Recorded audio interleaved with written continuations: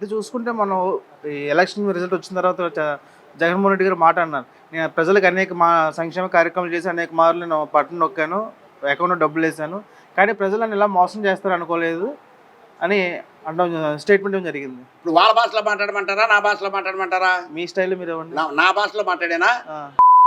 తీసుకొచ్చి బట్టలు నొక్కారు వీళ్ళు. బటన్ నేను నొక్కుతా. తాకట్లు పెట్టి అసెంబ్లీలో గవర్నమెంట్ ఆస్తులు మొత్తం తాకట్లు పెట్టి డబ్బు అప్పు తీసుకొచ్చి బట్టలు నొక్కడం ఎవడైనా నొక్కుతాడు. ఆయన నొక్కేది జగన్మోహన్ రెడ్డి నొక్కేది నేను నొక్కుతా బట్టను. ఈ పరిపాలన నేను పరిపాలిస్తా. నాకు చేత కదా ఆయన మాత్రం పరిపాలించడం. ఆయన జేబులో డబ్బులు ఏదన్నా ఇక్కడ పెంచి ఆస్తులు పెంచి డెవలప్ చేసి ఏమన్నా నొక్కితే చెప్పండి. ఏం పెట్టాడు ఆయన ముసలాళ్ళకి? ఏం పెట్టాడంట? చంద్రబాబు నాయుడు ఎప్పుడో ఇచ్చాడు 2,000 రూపాయలు. ఈయన ఇచ్చేది 3,000. చంద్రబాబు నాయుడు 3,000 ఇస్తానన్నాడు. ఈయన 3,000 అట్టిచ్చాడు. 4 సంవత్సరాల మీద ఇచ్చాడు.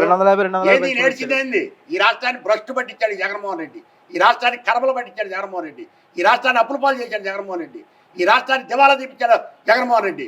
ఈ రాష్ట్రంలో ప్రజలు కూడా లేకుండా చేయాలనుకున్నాడు జగన్మోహన్ రెడ్డి. ఆయన మంత్రివర్గ సహచరులు మొత్తం ఈ రాష్ట్రంలో ప్రజలు కూడా ఉండడానికి వెళ్ళేదని కంకణం కట్టుకొని పరిపాలన సాగించారు. ఇక్కడ ప్రజలు మోసం చేశారంట జగన్మోహన్ రెడ్డి. ప్రజలు ఎవరు? వాడే మోసం చేసుకున్నాడు. ప్రజలు ఎవరు మోసం చేశారు? జగన్మోహన్ రెడ్డి వాడికి అంతా వాడే మోసం చేసుకున్నాడు.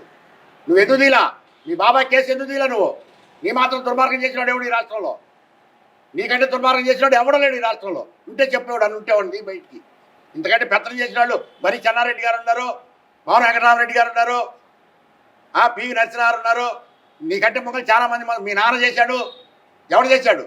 బాబాయ్ చంపించుకెళ్తే కేసు బయట తీసినాడు ఎవడన్నా ఉన్నాడు ఇంతవరకే? సిబిఐ ఎంక్వైరీ ఏమన్నా ఆ రోజు నువ్వు తర్వాత తీసేసావు. ఇంతవరకు నువ్వు మీ బాబాయ్ని చంపినాడు ఎవడు? నువ్వు నిగ్గుదాల్చలేకపోయావు. నువ్వు ప్రజలను బతికిస్తావా? నువ్వు ప్రజల్ని మంచిగా వస్తావా? ప్రజలకి బాగోగులు కోరి ప్రజలను క్షేమంగా చూస్తావా? నువ్వు చేసేదంతా నరకాసురుడి పాలన. అందుకే ప్రతి గ్రామంలో ఆడవాళ్ళు కూడా మహిళలు కూడా వంతులు కాల్చి ఇళ్ళు పరదాలు దులుపుకున్నారు. మనతోటి 4వ తారీఖు సాయంత్రం తోటి ఇళ్ళని పరదాలు దులుపుకొని నిన్న గారెండి మాకు పెడితే బరీ తిని మేము కొనుక్కొని ప్రశాంతంగా నిన్న నిద్రపోయాం మేము. 5వ తారీఖు 4వ తారీఖు రిజల్ట్ తెలిసిన తర్వాత రాక్షసుడు పోయాడు, గొంగళ పురుగు పోయింది, గాజు పురుగు వచ్చింది అనుకున్నాం. చంద్రబాబు నాయుడు ఎవరిని కించపరచలా, ఎవరికి అన్యాయం చేయాలా, ఎవరికి దుర్మార్గం చేయాలా. భగవంతుడే అందరికి మంచోడు కాదు. అట్లాంటి ఒక నరుడు అందరికి మంచోడు అవుతాడా? గతనం చేసినప్పుడు ఏదైనా సహజంగా ఉంటుంది. ఎన్నెన్ని అపనిందలు వేశారు మీరు, ఎన్నెన్ని మూటలు కట్టుకున్నారు మీరు. ఆ మూటలే మీకు ఇలా ఖచ్చితంగా మీ తలాపి ఉన్న మూటలే పెరిగినాయి. మిమ్మల్ని తీసుకెళ్ళి ఎక్కడ బంగాళాఖాతంలో దొక్కాలో అక్కడ తొక్కారు. అదే సంతోషం. మేము కాంగ్రెస్ వాళ్ళు కూడా మా పార్టీ పోయినా కానీ మాకు సంతోషమే. మాకు చంద్రబాబు నాయుడు గెలిచాడు. మా రాష్ట్రం సుభిక్షంగా ఉంటుంది, భారతదేశం కూడా సుభిక్షంగా ఉంటుంది చంద్రబాబు నాయుడు దయ వల్ల. ఇంతవరకు మేము చెప్పగలుగుతాం. ఇవాళ భారతదేశంలో ఉండాలంటే ఇవాళ భారతదేశానికి చంద్రబాబు నాయుడు అవసరం, ఎవరు అవసరం లేదు. చంద్రబాబు నాయుడు గారు ఇవాళ భారతదేశానికి అవసరం. కాబట్టి ప్రజలందరూ చంద్రబాబు నాయుడుకి 3 గిఫ్ట్లు ఇచ్చారు, ఒకటి కాదు. తెలుసుకోమనండి. ఈ దద్దమ్మలకేం తెలుసులే, రాజకీయం తెలియని దద్దమ్మలు కానీ పెత్తనాలు చేయటం చేత కానీ దద్దమ్మలకి వీళ్ళకేం తెలుసు, ప్రజా పరిపాలన చేయడం చేత కానీ దద్దమ్మలకి ఏం తెలుసు. వాడు అవంత్ శ్రీనివాస్ గారు మాట్లాడతాడా? మాట్లాడతలేదు. మొన్న కూడా మాట్లాడతాడుగా. వ్యవస్థలన్నీ అంట చంద్రబాబు నాయుడు చేతుల్లో పెట్టుకున్నాడంట. అధికారం ఆపదార ముఖ్యమంత్రి ఎవడో వాడిని చెప్పమని మన అవంత్ శ్రీనివాస్ గారిని. రాష్ట్రానికి నిన్న 4వ తారీఖు సాయంత్రం దాకా ఆపదార ముఖ్యమంత్రి ఎవడో జగన్మోహన్ రెడ్డి కాదా? వ్యవస్థ చంద్రబాబు దగ్గర పోతాయా? నిన్న మరి ఆఫీసులన్నీ సీజ్ ఎందుకు చేశారు? సిబిఐ ఆఫీసులు ఇవన్నీ సీజ్ ఎందుకు చేశారు? ఎవరు చేయమన్న గవర్నర్ని మేము ప్రజలందరూ పోయి అడిగారు ఏమన్నా? దాన్ని మీ నడక, మీ పరిపాలన, మీ దుష్ట పరిపాలన చూసి మీ దాంట్లో ఏమేమి ఉన్నాయని సీజ్ చేసి అటు పెట్టారు. రేపు చంద్రబాబు నాయుడు గారు వచ్చిన తర్వాత మీదేందో తేలుతాడు. మీలాగా మేము బూతులు మాట్లాడేవాళ్ళం కాదు, సావధానంగా మాట్లాడతాం. కాకపోతే కడుపు పంటతో మాట్లాడుతున్నాం. ఈ రాష్ట్రాన్ని మీరు దుష్ట పరిపాలన చేసి జగన్మోహన్ రెడ్డి ఏదో వెనక పెద్దల శాస్త్రం చెప్పినట్టు నీ నెత్తి మీద నువ్వే చేయి పెట్టుకున్నావు. ఎవడ పెట్టలా నీ నెత్తి చెయ్యి. నువ్వే కావాలని పెట్టుకొని జనాన్ని కించపరిచి ప్రతి వాడిని గిల్లావు, ప్రతి వ్యవస్థని గిల్లావు, ప్రతి వాడిని తీసుకెళ్ళి జైల్లో పెట్టించావు. అసలు 13 జిల్లాల్లో 61,000 కేసులు ఉన్నాయంట ఎప్పుడన్నా ఈ రాష్ట్రంలో?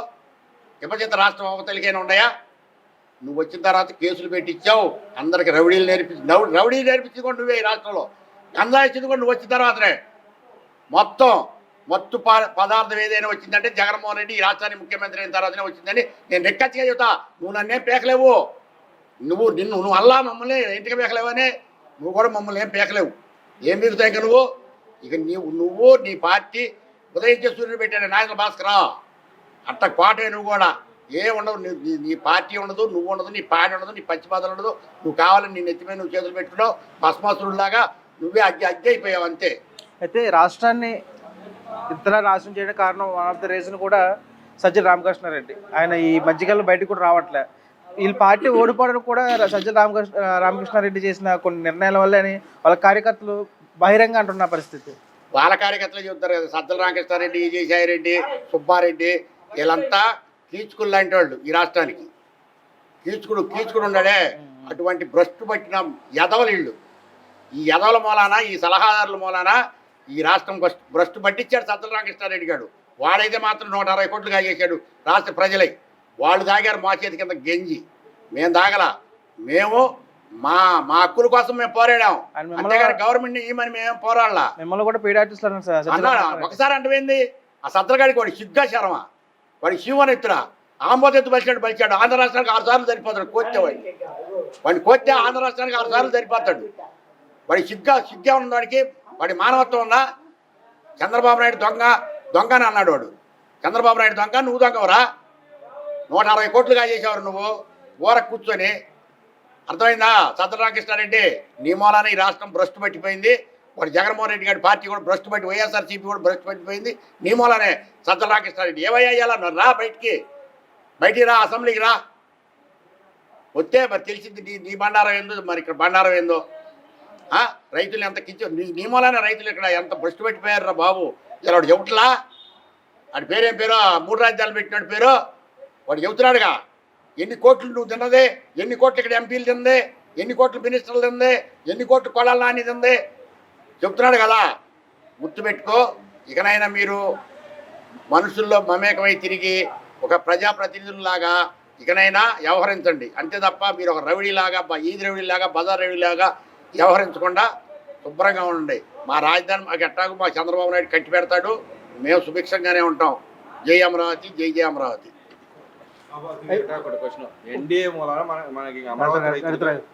ఇప్పుడు ఎన్డీఏ కూటమిలో చంద్రబాబు నాయుడు చాలా కీలక పాత్ర పోషించబడుతుంది కదా. ఈ ఎన్డీఏ కూటమి ద్వారా అమరావతికి ఎటువంటి పూర్వవైపు వస్తుందంటారా? చంద్రబాబు నాయుడిని ఎత్తి ఆయన్ని మాట్లాడే అంత స్తోమత మాకు లేదండి. ఆయనకు అన్నీ తెలుసు. గాంధీకి ఏం పెట్టాలా, ఫోటోగ్రాఫర్లకు ఏం పెట్టాలా, ఎవరికేమి ఇవ్వాలా, ఎవరికి ఎక్కడ మమేకం చేసుకోవాలనేది చంద్రబాబు నాయుడు గారికి అన్నీ తెలుసండి. ఆయన మనసులో ఏముందో దాన్ని మంచిగా చేస్తాడు. కానీ ఈ రాష్ట్రానికి చెడు మాత్రం ఆయన ఎప్పుడు ఆయన ప్రతిపక్షంలో ఉండజేయడో, అధికార పక్షంలో ఉండజేయడో. ఈ రాష్ట్రానికి 100కి 100 పాళ్ళు మేలు చేస్తాడు ఆయన. ఇవాళ వస్తానే మేలు ప్రకటనలు చేసి విలేకరుల సమావేశం పెట్టి ఈ రాష్ట్రానికి జరబోయే కార్యక్రమం గురించి కూడా ఇవాళ చెప్తాడు సాయంత్రం.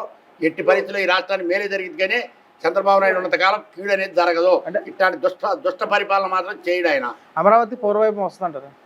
100కి 100 పాళ్ళు అండి. 100కి 130 పాళ్ళు వచ్చింది చంద్రబాబు నాయుడు గారి దయ వల్ల.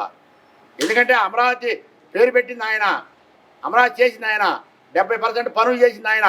గ్రాఫిక్స్ అని బొత్స సత్తిగాడు, అవంతి శ్రీనివాస్ గాడు, పేరు నానిగాడు, కొడాల నానిగాడు, మరి వాడు అనిల్ కుమార్ యాదవ్ గారు వీళ్ళందరూ బొంకారు.